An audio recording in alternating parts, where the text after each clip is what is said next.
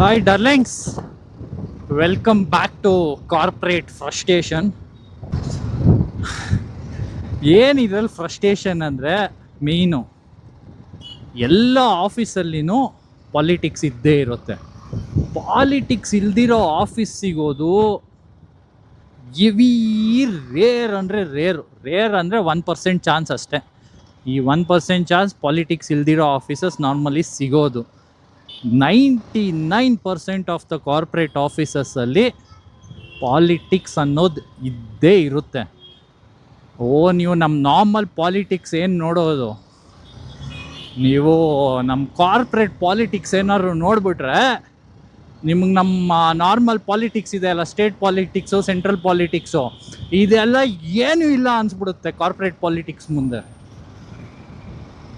ಆ ರೇಂಜಿಗೆ ಪಾಲಿಟಿಕ್ಸ್ ಆಗುತ್ತೆ ಕಾರ್ಪೊರೇಟಲ್ಲಿ.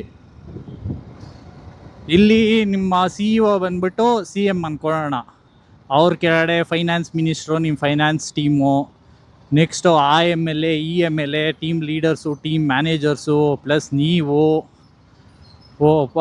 ಕಾರ್ಪೊರೇಟ್ರು ಎಲ್ಲರೂ ಇರ್ತಾರೆ ಆಫೀಸಲ್ಲಿ.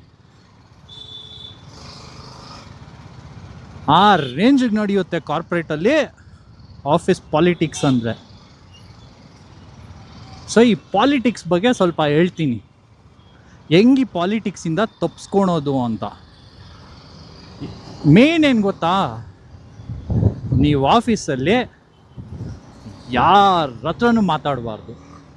ನೀವು ಯಾರ ಹತ್ರ ಆದರೂ ಮಾತಾಡಿದ್ದೀರಾ ಅಂದರೆ you will get in the loop of that corporate politics.